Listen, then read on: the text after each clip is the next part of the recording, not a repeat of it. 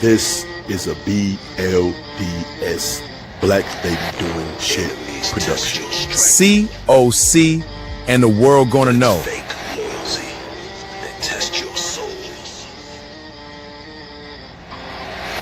Pay no mind to those who talk behind your back. It simply means you are 2 steps ahead.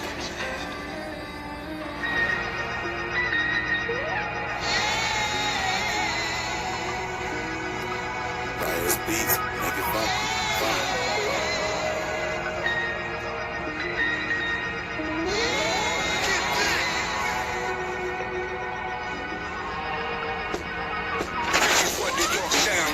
Sound bites, others gon' boil you with brown rice. Cop you with slice, cop violate black and brown rights. No Thanksgiving, just crown chicken, it's crown life. They crown me nice, but they ain't considered the crown price. All black fitteds look like acidics and crown heights. See, round night, we drink royal bottles for crown types. Talk around town, I'm like custom model with brown mics. But Scotty pimpin', my city different, New York, right? We post different, y'all online, we on site. On the Sean John, but me I'm more like Sean Price. My coffee black, Sean Dawn white. I'm this excellence, just on spite. My city never sleeps, them bright lights, these bars high. So hard like I throw punch lines at bar fights. Them dead bars and them skinny jeans got y'all tight. Rappers biting bars, what would you do for a Klondike?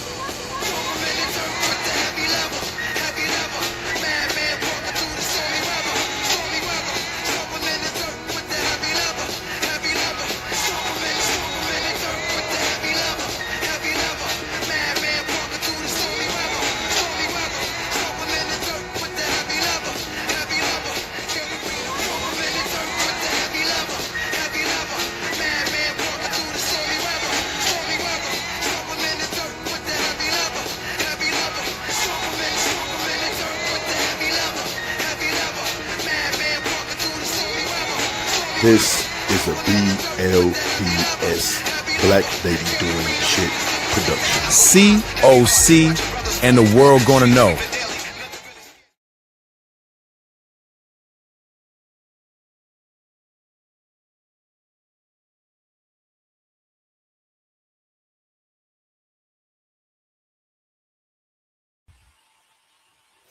The mirror doesn't lie.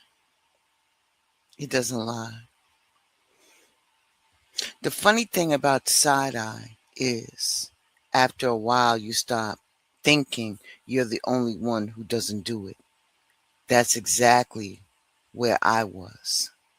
After everything that happened over the last few weeks, I felt like I cracked some secret code. I could hear the slick comments before they were finished.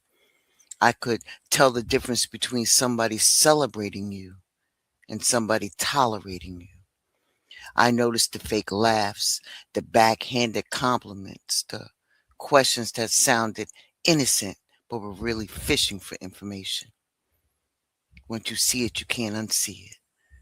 I was starting to think I'd become different, more aware, more evolved. Then life humbled me. See, it's easy to spot insecurity when it's wearing somebody else's clothes. It's easy to point across the room and say, "She just jealous," or "He's always got something to say."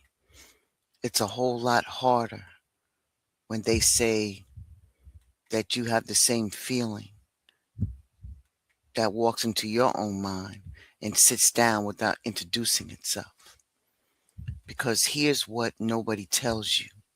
Side eye doesn't always come from people who hate you.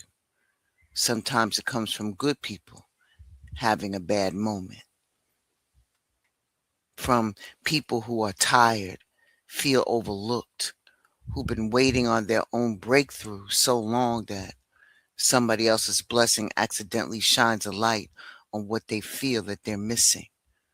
That doesn't make it right, but it does make them human. I wish I can tell you I never struggled with comparison. I wish I could tell you that after recognizing it in everybody else, I never wrestled with it myself. I'd be lying. The truth is, most of us don't wake up saying, "Who can I hate on today?" It don't work like that. It's smaller than that. You scroll past somebody's vacation or what they're doing online, and you hear about somebody else's getting promoted, or your friends got engaged, or your cousin buys a new house, and your homegirl's business takes off, and before you even aware of it, a little voice whispers, must be nice. Not because you don't love them, because you're wondering when it's finally going to be your turn. That's the part we don't show up on. We don't tell that. We don't post that. That's the conversation we don't have at lunch or brunch. That's the feeling we hide behind. I'm happy for you. Sometimes we mean it. Sometimes we're trying to convince ourselves that we do. I had to spend so much time watching everybody else that I never stopped to ask myself one simple question. What happens when I'm the one feeling overlooked? I was about to find out, and I was ready for the answer. Welcome to Blended Healing. Welcome to Story Time. Welcome to the Side Eye, Chapter 4. The Mirror. The Mirror.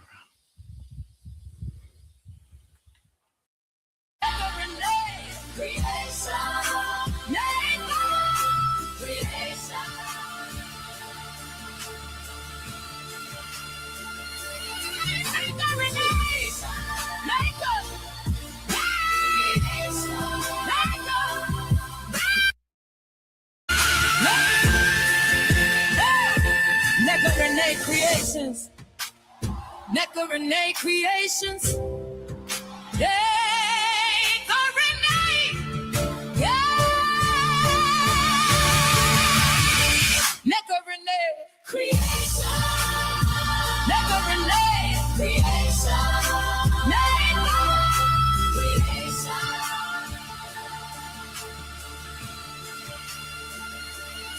Necka Renee. Necka.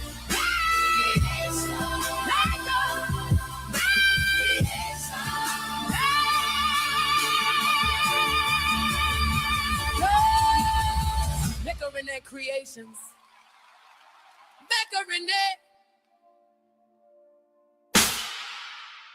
Make a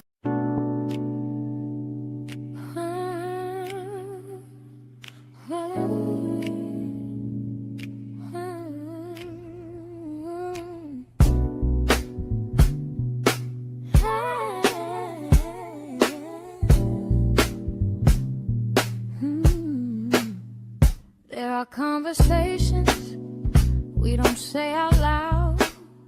We carry them quietly. Why is everyone giving me side-eye? Wait, even here on the street? It's everywhere. I get it now. They're all doing it. It's not just family. Everyone's celebrating, but is it real? Congratulations, you deserve it. In the salon, everyone has an opinion. She got promotion so fast. Probably knew someone. Exactly. Did you see what she's wearing? It's not very modest for church. And her hair is so flashy. She's always trying to get attention. I can hear you. I've been thinking about the side eye. It's not about this place. It's tied to our unresolved insecurity, comparison, and unhealed disappointment. We have to face this together. Nia understands that while she can't control what others say, she can choose not to become another voice adding to the noise.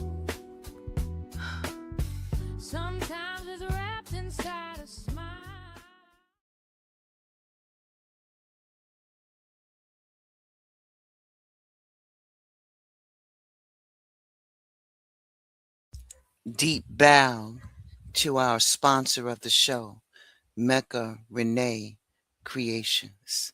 Deep bow to you. Please make sure that you like, share, and subscribe to Mecca Renee Creations. Part 1. Girl, you going? By Thursday afternoon, the family group chat had already changed away from cookouts and leftovers. This time, everybody was talking about the Black Excellence Networking Mixer in Town Village. Business owners, professionals, creators, nonprofit leaders. If you were trying to make connections, this was where you wanted to be. Every year, somebody left with a new business partner, a new client, or a new opportunity. This year, Keisha had been invited as one of the feature entrepreneurs. He hadn't stopped talking about it for 3 days. Rochelle said, "Y'all know Keisha gonna act like she ain't nervous." Keisha said, "Because I'm not." Rose said, "Liar." Aunt Cheryl said, "We're all coming. Uncle Leon, I'm not only coming if they got food." Rose said, "You coming for free meatballs." Uncle Leon said, "Exactly." I laughed to myself as I scrolled through the messages. That was us. Somebody could announce they won the lottery, and before the congratulations came, Uncle Leon would ask, "Was there going to be some food?" My phone rang. It was Rochelle. "You going?" I was planning to. "You wearing one of them little business suits?" I might. Nah. What? "You always dress responsible." What does that even mean? It means that you dress like somebody's human resources manager. I work in government. I know. So tonight you need to give us something. I laughed. "I'm not dressing for you." "You should." "No, I'm just trying to help." "You trying to roast me." "I could do both." I shook my head. "You already got your outfit." "Oh, baby." I can hear the smile in her voice. "My outfit been laid across the bed since Tuesday." "Of course it has." "You know I'm representing." "You representing who?" "Myself." "You sound ridiculous." "I sound fabulous." And by the time I got home, I stood in front of my closet longer than I wanted to admit. Usually I threw something together without thinking twice. Tonight felt different. I pulled out one outfit, put it back, picked another, too plain, another, too dressy, another, too safe. I caught myself staring into the mirror. "What are you doing?" Nobody answered, obviously. I laughed at myself and reached for a navy pantsuit I wore to another event a few months earlier. Professional, comfortable, reliable. Then I remember what Rose said. "You dress like human resources." I smiled. She gets on my nerves. I reached for a cream blouse instead, then a pair of wide leg slacks, then heels, then flats, and then heels again. And I had been almost 25 minutes trying to decide what another group of adults thought about my clothes. I stopped. My hand froze on the closet door. What am I doing? It wasn't the outfit, it was me. Somewhere between opening the closet and trying on my fourth pair of shoes, I stopped dressing for myself. I was dressing for people who probably weren't even thinking about me. And that realization hit harder than I expected. I sat down on the edge of the bed and laughed. So this is what side eye feels like from the inside? Not saying something, not doing something, just wondering whether you measured up. My phone buzzed again. It was Keisha. "You excited?" I smiled, "Yeah." She answered almost immediately, "Good. Tonight's going to be fun." That's what Keisha, that was Keisha. She wasn't worried about who would be there. She wasn't wondering who was wearing what. She wasn't trying to impress anybody. She was just excited about meeting people, learning something, building relationships. I looked back at the four outfits I scattered across my bed, and then I looked at Keisha's text. Without realizing it, I spent the last half hour trying to look like I belonged in a room that Keisha was walking into, simply planning to be herself. For some reason, that bothered me more than I wanted to admit. More than I wanted to admit. Everybody can't handle the truth. Everybody can't handle the room. By the time I pulled into the parking lot, the place was already packed. Luxury cars sat next to Hondas, and that had seen better days. Men in tailored suits stood outside shaking hands. like they'd known each other for years, while women in every shade of black excellence walked confidently toward the entrance. Some wore business suits, some wore jeans with blazers, some looked like CEOs, others looked like they had just gotten off work. The one thing that they all had in common was purpose.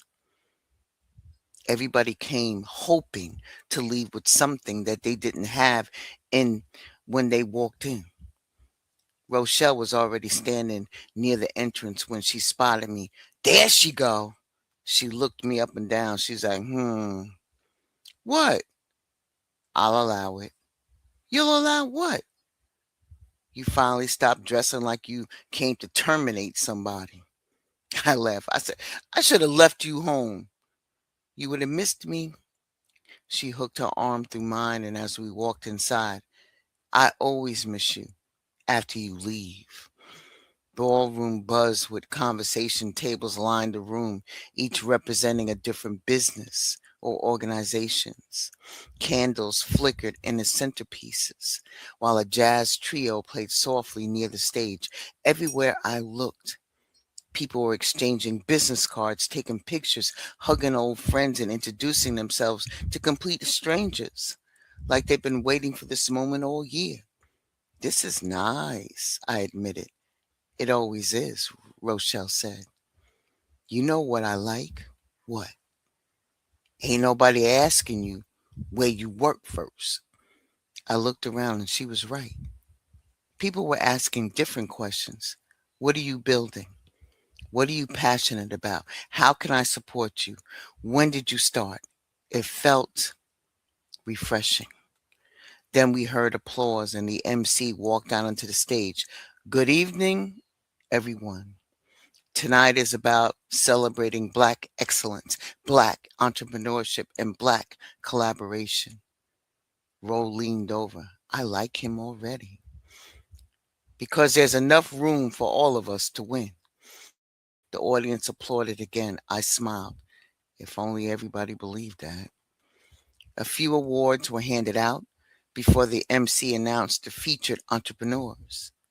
And our next honoree left corporate America to build a thriving business from the ground up. Ro nudged me. That's our girl. Please help me welcome. The room erupted. Keisha Johnson. Keisha walked onto the stage looking exactly like Keisha. No dramatic entrance, no designer gown, just elegant, confident, comfortable. She thanks the audience. She thanked her clients, thanked her family, and spent more time talking about the people who supported her than she did about talking about herself. I didn't get here by myself, she said. If somebody opened a door for you, she smiled, leave it open for somebody else. The room stood, a standing ovation. I felt myself swell up with pride. That's my cousin, I whispered. Ro grinned. I know. After the program ended, people flooded toward Keisha. One person wanted a business card, another wanted a selfie, someone else wanted advice. Within minutes, she became the center of a circle of 20 people deep. Ro laughed. We ain't seen her for about another hour. I know. We wandered toward one of the vendor tables while Keisha continued talking. That's when I noticed something. Across the room stood three women I didn't recognize. Beautiful, successful looking, smiling, watching. One leaned toward another and whispered something. The second woman looked over at Keisha. Then all three laughed. Just enough, not loud, but just enough. I couldn't hear what they said. I only saw the look. There it was again, the side eye. One of them finally walked over to Keisha. Congratulations, she said with a bright smile. I loved your speech. Thank you so much. The woman hugged her. I'll definitely be reaching out. She walked back to her friends. Her smile disappeared almost instantly. I mean, one of them said just loud enough for us to hear as she walked past. She got lucky. Another shrugged. Right place, right time. The third laughed. Everybody ain't built for corporate anyway. I slowed down. Ro grabbed my arm. Keep walking. Did you hear that? I heard it. They don't even know her. Ro nodded. They don't have to. I looked back. But why? Ro didn't answer immediately. Instead, she picked up a stuffed mushroom from a passing service tray before finally speaking. Because people and success make people, some of them, start doing the math. What? They start adding up everything you got. She took a bite and subtracting everything they don't. I stopped walking. Say that again? She smiled. No. Ro, you heard me. No. I shook my head. That was good. She laughed. I know. We both looked back across the room. The three women were smiling again, laughing, networking, looking like they hadn't just questioned another woman's success 30 seconds earlier. That's when I realized something. Side eye doesn't always have to come with an announcement. Sometimes it wears a name tag and carries a business card. I'll be right back after this.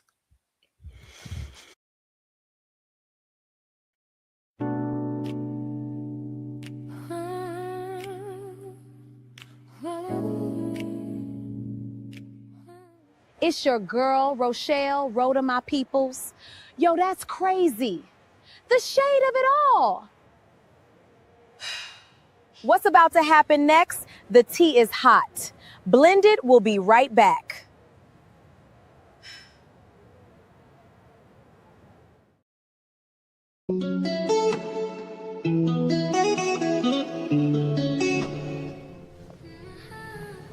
This place is beautiful. Look at these. They smell amazing. Soft light, evening glow. She make the essential, let the magic flow. Bath and spray, a gentle start. Body butter, warm in every part. Crystals hum, charms and light. Juicy acai berry, creamy Adriatic fig, sweet Bali mango, fresh, playful, vacation, pure tropical happiness.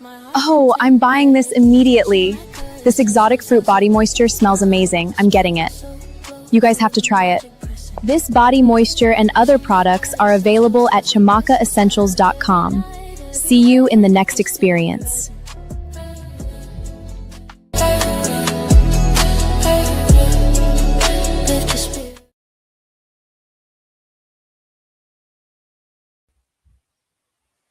Part 3. Congratulations. Then came the group chat.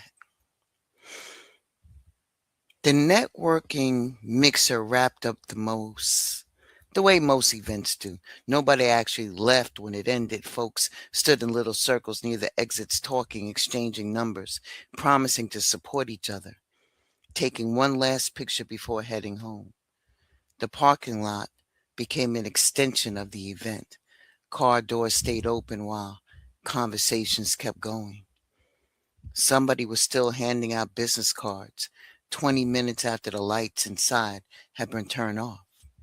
Keisha finally made her way over to us carrying a stack of cards that was half the size of it had been when the night started. You survived, Ro laughed. Barely. You famous now. Keisha rolled her eyes. Girl, stop. No, seriously, I said. You did an amazing job. Thank you. I mean it. Keisha smiled. I was nervous. The hell you was, Rose said. I was. You ain't fooling nobody. I prayed in the bathroom. Rose stopped walking. You lying. I wish I was. You got up there looking like Michelle Obama. I was about to throw up. We all laughed. That was one thing I appreciated about Keisha. She never pretended that she had it all together. People assumed Confidence meant fear didn't exist. Keisha knew confidence was showing up anyway.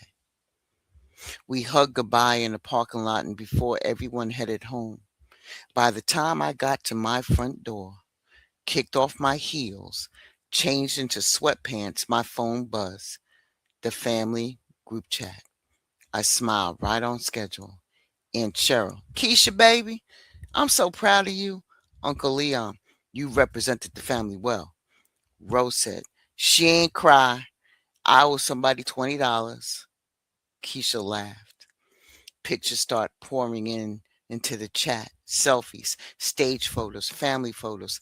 Somebody uploaded a video of Keisha's speech. Heart emojis filled the screen. For about 5 minutes, everything was beautiful. Then it happened. Not for America. Not this time. A cousin named Patrice finally joined the conversation. Patrice wasn't mean. She was one of those people who always had an opinion about everything. If you bought a house, she'd tell you how the interest rates. If you got engaged, she asked how much the wedding was costing. If you lost weight, she remind you not to lose your curves. She loved her family. She just couldn't leave a compliment alone. Patrice said, congratulations, cuz. A few seconds later, just don't let all of this attention change you. The chat slowed down. Nobody answered immediately. Then Monique said, she been the same person since middle school. Patrice said, I'm just saying, fame changes people. Fame? I frowned. Keisha wasn't famous. She'd spoken at a community networking event. Rose started typing, stopped, started typing. Again, stopped. I knew that look. She was trying not to choose violence. Finally, Ro said, can't nobody even have one damn night? Damn. 3 dots appeared, disappeared, appeared again. Then Erica jumped in. Y'all know Patrice just playing. There it was, the family translator. Every family has one. The person who turns disrespect into misunderstanding. That's not what they meant. You're taking it wrong. She's just joking. That's just how they talk. I stared at the screen. Not because Patrice's comment was the worst thing she ever said, because it was familiar. A celebration, compliment, a warning. Almost like success came with conditions. Like we were uncomfortable letting somebody enjoy their moment without reminding them not to enjoy it too much. Before anybody else could respond, Keisha finally typed, love y'all. I promise I'm still the same Keisha that burnt Aunt Cheryl's biscuits when I was 12. The whole chat exploded. Laughing emojis, heart emojis, stories about the biscuits, just like that. The tension disappeared. Or at least everybody pretended it did. I sat there staring at my phone long after the conversation started and then moved on. Keisha had done something I've never noticed before. She didn't defend herself or clap back or explain. She just simply reminded everybody who she was. Then she changed the subject. My phone rang. It was Ro. You still looking at that group chat? Yeah. I knew it. What do you think?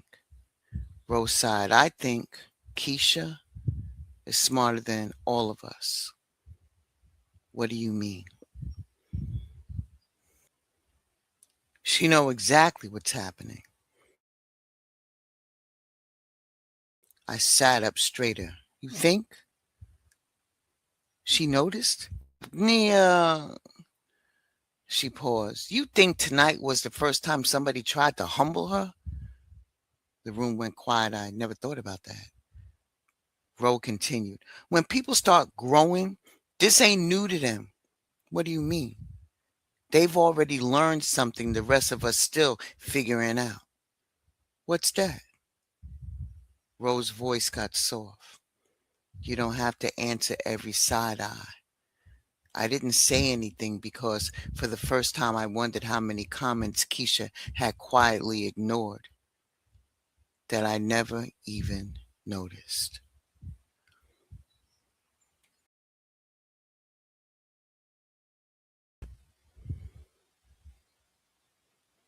The hair salon. Saturday morning was hair day, which meant I already knew that I wasn't getting out of there in less than 4 hours. Black beauty salons don't run on clocks. They run on conversations. You come from a silk press and leave knowing you who got engaged, who filed for a divorce, whose son made the honor roll, which restaurant wasn't worth the money, and why somebody baby daddy was still acting up after 43. The salon wasn't just where women go and got their hair did. It was therapy, comedy, breaking news, and group chat all rolled into one building. The bell above the door jingled as I walked in. There go Naya, Mrs. Loretta called from the back. You actually on time today. I've been trying to do better. Keep trying. Everybody laughed. Mrs. Loretta had owned Loretta's touch longer than I can remember. She watched little girls grow into mothers and mothers become grandmothers and somehow still knew everybody's business before Facebook did. If these walls could talk, half the town would have moved. Tasha waved me over. Come on, girl. You know I don't like waiting. I know. You hungry? When am I not? She reached into her drawer and tossed me a bag of chips. Hold you over. You're enabling me. I know. By the time she shampooed my hair, the shop was full. Hair dryers hummed in the background while somebody argued about who made the best macaroni and cheese on Long Island. Another woman was explaining why she refused to date men with roommates. And somebody across the room yelled, In this economy, before the whole salon burst into laughter. Then the front door opened. Every head turned. A woman I've never seen before walked inside wearing a cream pantsuit, designer handbag, and heels that clicked across the tile floor. She wasn't flashy or loud. She just simply looked put together. Good morning, she said. Morning, a few women answered. She checked in at the front desk, smiled politely, and sat in the waiting area. For about 30 seconds, nothing happened. Then she stood up and walked toward the restroom. The bathroom door clicked shut. One stylist looked over her shoulder. She said, Baby, that purse cost more than my first car. Another one laughed. If it's real, a client looked up from her phone. I heard half these Instagram girls be renting designers' bags. Somebody else chimed in. I would have put that money on a house. Another voice answered, You don't even own a house. The shop started laughing and exploded.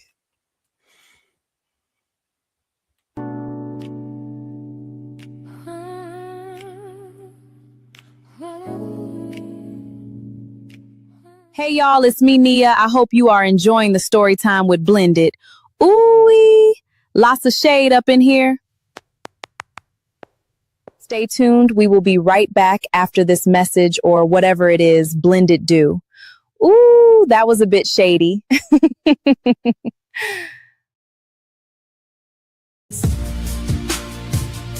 Make a renege. Make a renege. Make a. Make a. Make a. Make a. Make a.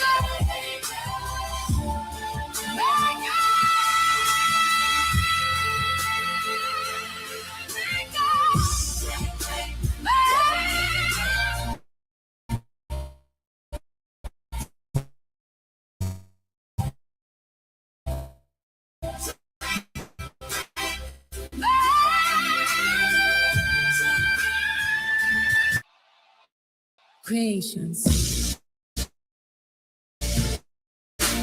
Maker,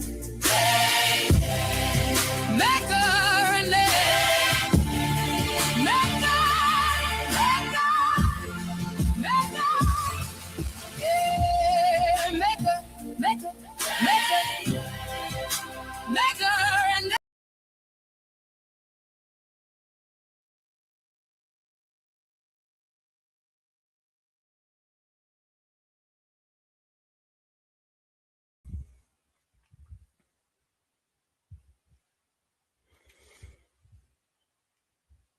Part 5. Church clothes. Sunday morning. Look different, same people, different building. If there's one place black folks know how to dress, it's church. The perfume costs more, the hats get bigger, the suits get sharper, and somehow everybody can tell if your outfit is new before you even sit down. I haven't been inside 5 minutes before Aunt Cheryl found me. There you are. She hugged me, straightened my collar like I was still 12 years old, and then smiled. You look nice. You literally just fixed my shirt. Answer, I laughed. Some things never change. Rose slipped into the pew beside me. You made it. I always make it. Barely. I was early. For regular people? She leaned closer. For black church, she looked around dramatically. You on time. I shook my head. You impossible. I've accepted that. The service hadn't even started before people began greeting one another across the sanctuary. Haven't seen you in a while. Girl, you look good. How your mama? Tell your son congratulations. Everything felt warm, comfortable, home. And then the side eye walked in wearing a red dress. She couldn't have been older than 30. Beautiful, smile, wedding ring sparkling, holding the hand of a little girl who couldn't have been more than 6.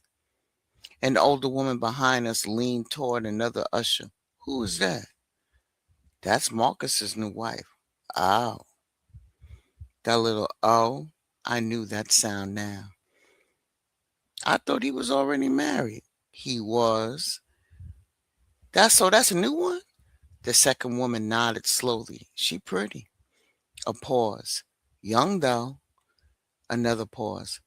I hope she knows what she signed up for. Ro looked straight ahead.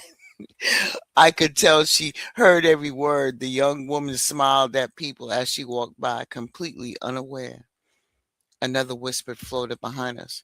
She carrying herself like she been first lady for years. Somebody laughed. Give her time.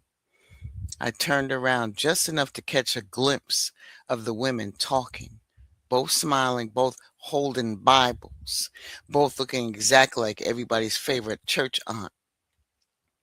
The choir started singing, ending the conversation before it could grow any bigger. After service, the fellowship hall filled with people hugging, laughing, and eating pound cake, like somehow tasted better after church than anywhere else. The young woman stood near the coffee table talking with a few members. One of the same women who'd been whispering walked over. She smiled from ear to ear. Baby, you look beautiful today. Thank you so much. We're so happy you're here. The young woman beamed. The young woman beamed. Everybody has made us feel so welcomed. She hugged the woman before walking away to catch up with her husband. The smile disappeared the second she was out of earshot. We'll see how long this lasts. I looked at Ro. Ro looked at me. Neither of us said a word. We didn't have to. Outside, as we walked toward our cars, Ro finally broke the silence. You know what I realized? What? It don't matter where people go. She unlocked her car. They bring themselves with them. I laughed. Church don't stop side eye. She looked at me like I lost my mind. Girl, she opened the driver's door. Some people shout on Sunday. She paused and gossiped in the parking lot before they even cranked the car. I laughed so hard I had to grab my stomach. You wrong for that. I ain't wrong. You definitely wrong. She smiled. No. She shook her head. I'm observant. As I drove home, I couldn't stop laughing about what she said. Then I stopped laughing because she wasn't wrong. It wasn't the beauty salon. It wasn't the networking mixer. It wasn't my family. It wasn't church. Side eye didn't belong to a place. It traveled with people, and no matter where they gathered, if insecurity walked through the door, comparison was not far. Ashe.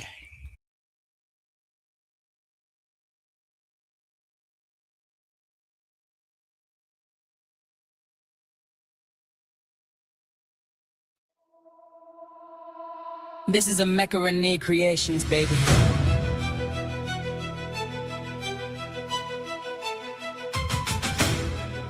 Before a tree ever reached the heavens, its roots went searching for truth. Before a queen ever wore a crown, she learned how to govern her own soul. Tonight we honor the woman who teaches us that wellness is wealth, is power, discipline is freedom, purpose is medicine. Please welcome Holistic Royalty by I am holistic. Royalty. I planted dreams inside broken ground. Everybody saw the dirt. Nobody heard the sound of faith growing where fear once lived. Choosing gratitude when life wouldn't give. I fed my spirit before my ego. Learned every mountain starts beneath your feet. Though the roots kept stretching long before the bloom. Sometimes heaven grows inside an empty room. The strongest women don't always roar. Sometimes they whisper and still shake the floor.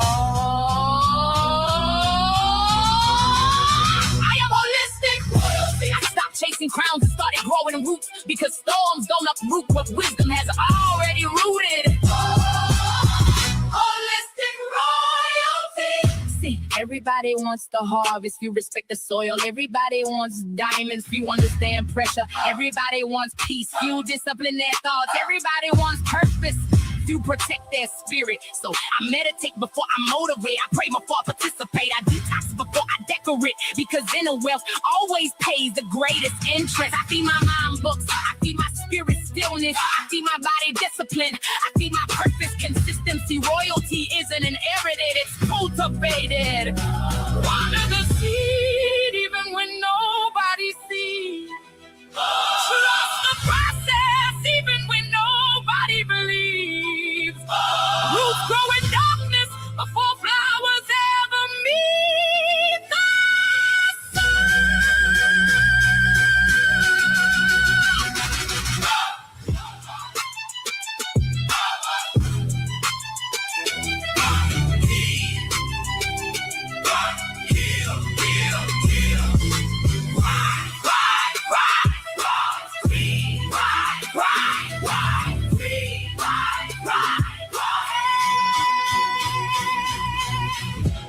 This is a Mecca Renee Creations, baby. Before a tree ever reached the heavens, before a tree ever reached the heavens.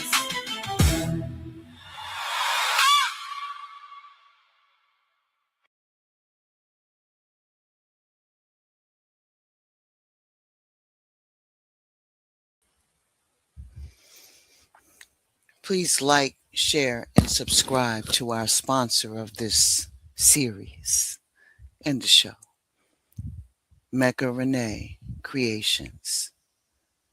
Her link is in the chat. So before we get up out of here, let me just say one thing. Naya said by the time she pulled into her driveway Sunday afternoon, She wasn't thinking about the networking mixer, the beauty salon, or even church.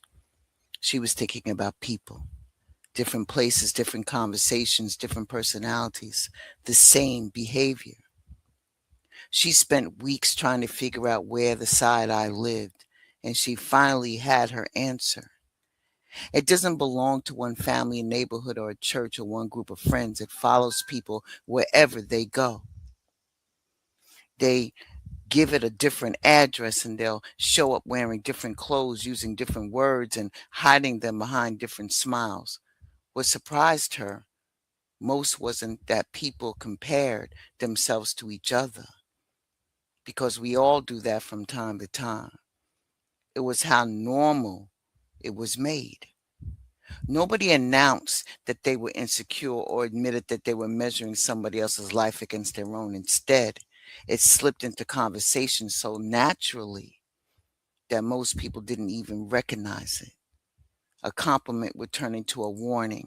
A celebration would become some interrogation. Somebody's blessing somehow needed explaining. Before long, everybody was laughing and the moment had passed as if nothing happened. The more she thought about it, the more she realized that side eye wasn't always about the person receiving it. Most of the time, it had everything to do with a person giving it. Sometimes it came from disappointment, fear, dreams that had been sitting on the shelf for so long that watching somebody else chase theirs became painful. It didn't make the comments right, but it reminded her that everybody is carrying something, even when they're hiding it behind a smile. That didn't mean that she had to accept the behavior. It didn't mean that she had to make herself minuscule so everybody else felt okay. It simply meant that she had a choice. She could spend her life defending every accomplishment, explaining every blessing, and answering every slick ass comment. Or she could protect her peace and keep moving. Not every opinion deserves a response. Not every joke deserves your energy. And sometimes the strongest thing that you can do is smile, keep walking, and let people wrestle with whatever battle that they're fighting on the inside of themselves. More than anything else, this forced her to ask a different question. Not who's giving side eye today, but what kind of person does she want to be when somebody else wins? Because that's where real growth begins. Anybody can celebrate when life is going their way. The real test comes when somebody else's prayers get answered before yours. Can you still clap? Can you still encourage? Can you still mean it when you say, I'm happy for you? She decided that's the woman that she wants to become.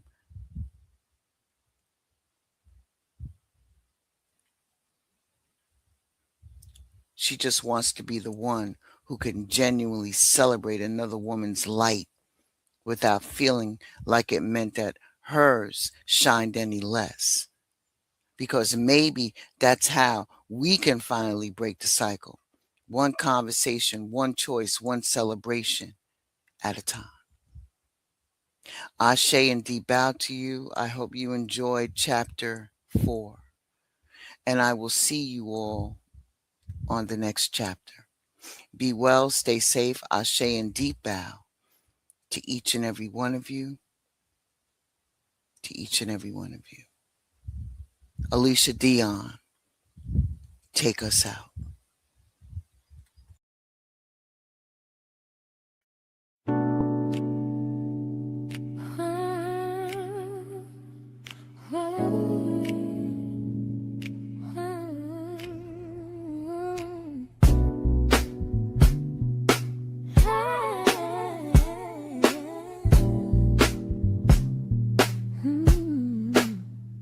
There are conversations we don't say out loud.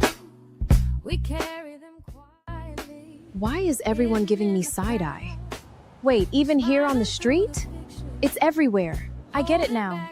They're all doing it. It's not just family. Everyone's celebrating, but is it real? Congratulations, you deserve it. In the salon, everyone has an opinion. She got promotion so fast. Probably knew someone. Exactly. Did you see what she's wearing? It's not very modest for church. And her hair is so flashy. She's always trying to get attention. I can hear you. I've been thinking about the side eye. It's not about this place. It's tied to our unresolved insecurity, comparison, and unhealed disappointment. We have to face this together. Nia understands that while she can't control what others say, she can choose not to become another voice adding to the noise.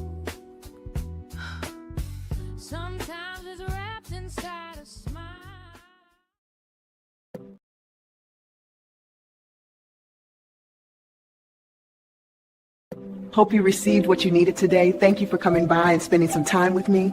Come back soon. Ashe and deep bow to you.